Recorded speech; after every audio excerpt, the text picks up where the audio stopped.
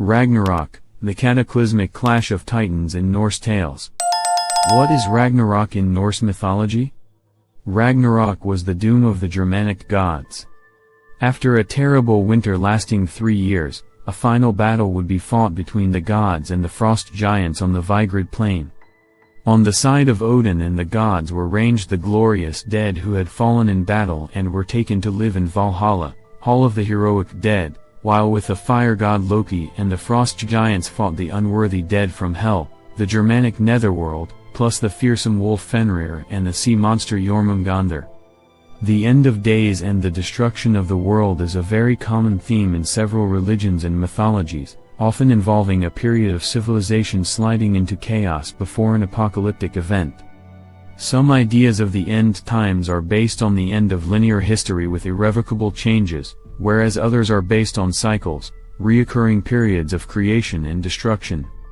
Norse mythology, while some believe it to be cyclical as well, seems to be based around a single catastrophic event followed by a rebirth of the world.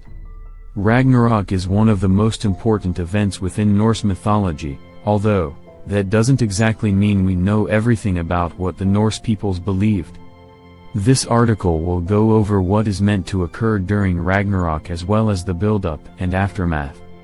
Ragnarök. Ragnarök, meaning, the doom of the gods, twilight of the gods, or more generally, the final destiny of the gods, is an event revolving around the gods rather than mankind.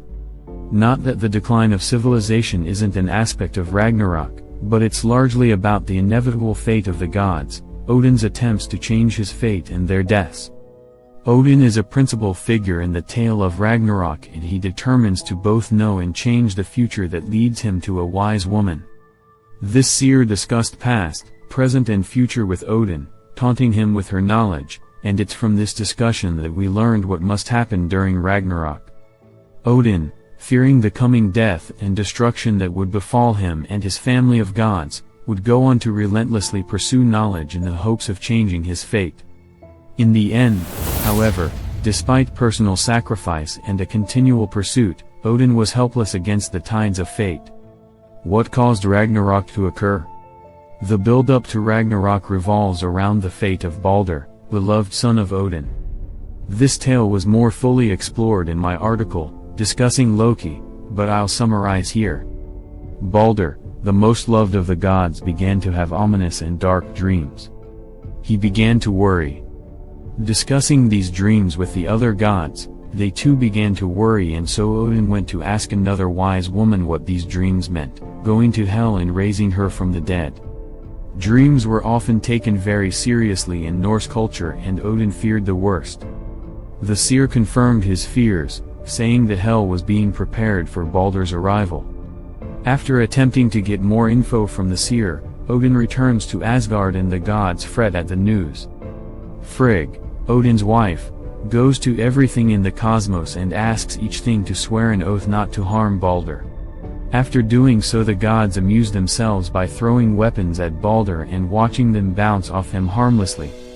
Loki, the god of trickery, grows spiteful and jealous at the display and goes to Frigg in disguise asking her if there was anything she didn't get an oath from. Frigg admits that she didn't ask the mistletoe, thinking it was too small and too innocent to hurt anything. Loki goes off to find some mistletoe and returns to the gathering. He approaches Hodr, Baldur's blind brother, and convinces him to throw the mistletoe at his brother. The mistletoe pierces Baldur, killing him instantly, and the gods weep. The goddess Hel agrees to return Baldur to Asgard if everything in the cosmos weeps for him, but Loki in disguise says that Hel can keep what she has. The gods track Loki down and bind him in a cave, but Odin knows that this sequence of events heralds the beginning of Ragnarök. The preparation of Ragnarök. Even though Odin spent a great deal of time, effort and sacrifice to try and change the future, he also planned for the coming battle. Among the warriors on Midgard, those that died bravely in combat and are chosen by the Valkyries, servants of Odin, are taken to Valhalla.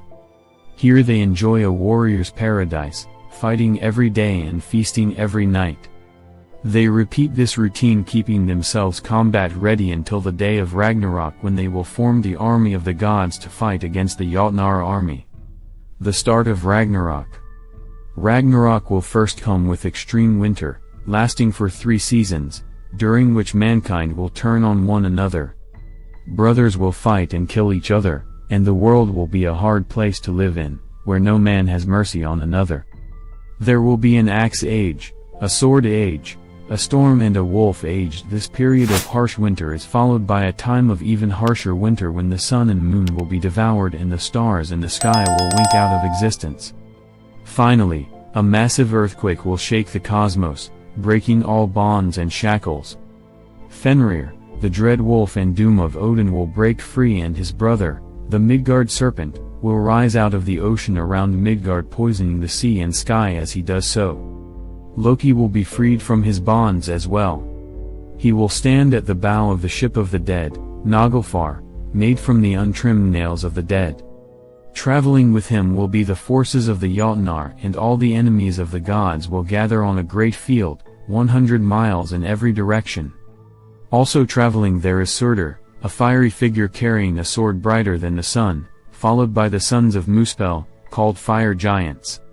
Surtur and his followers will break the rainbow bridge that connects Asgard and Midgard, and Heimdallr, or the Watcher, will blow his horn to awaken the Battle of Ragnarok. Yggdrasil will shake and tremble as the gods in the Einherjar prepare for the great battle. As the Einherjar charge to fight the Jotnar, the gods will face off against their greatest foes, Odin against the wolf Fenrir, Thor against the Midgard serpent, Freyr against Surtur, and Heimdallr against Loki. Odin will quickly fall to Fenrir, being devoured by the massive wolf, but his son Vidar will immediately step in to avenge his father. Vidar will step on the lower jaw of Fenrir with his massive boot made from the discarded trimmings of people's shoes, and will tear his mouth apart, killing the great wolf. Thor will duel against the massive Midgard serpent while in a rage, slaying the snake with his hammer, but not before the serpent manages to poison him. The Midgard serpent venom is so potent that the mighty Thor will only manage to take 9 steps before dropping dead. The god Freyr was once in possession of a magical sword that was capable of fighting on its own. Freyr gave the sword away when he got married, and without it, he will stand little chance of fighting the great fire giant. Heimdallr and Loki will be the death of one another as Surtur covers the world in flames and the raging inferno rises high enough to scorch the heavens. Death and destruction will consume the cosmos, and the great void will reign once again as it did in the beginning. What happened after Ragnarok? This will not be the end, however.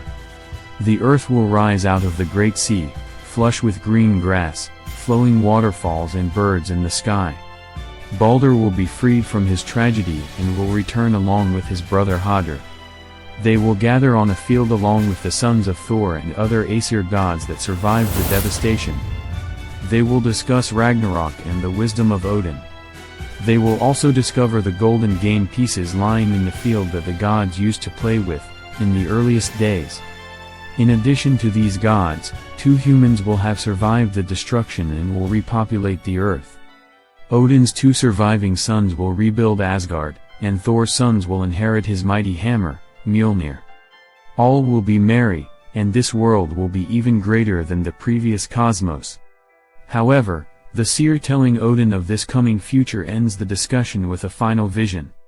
She says that the dark dragon Nithhogr, will come flying down from the dark mountains, bearing corpses in his wings. Whether this means Nithhogr will survive Ragnarok or has some other meaning, is unclear. The depiction of Ragnarok, in conclusion. This depiction of Ragnarok comes from our 2 main sources of information on Norse mythology, which were unfortunately written after the spread of Christianity in the Norse regions. The concept of the end times and the afterlife is a pivotal part of religion. So, it's unknown exactly how much influence Christian beliefs had on these writings. Well, I've described all the events of Ragnarok as happening sometime in the future. Christian missionaries likely used the concept of Ragnarok to convert people to a new belief. By saying that Ragnarok had already occurred and mixing in elements of the Christian creation narrative, they could more easily change people's way of thinking. There is another manuscript that mentions the arrival of a powerful, mighty figure that rules over everything. The influence of Christianity is certainly something to consider in our understanding of Norse beliefs, and academics continue to debate over what exactly the Norse peoples believe. Regardless of your thoughts on Ragnarok and the destruction and rebirth of the world, however, it's undeniably a vivid and beautiful depiction of the end times.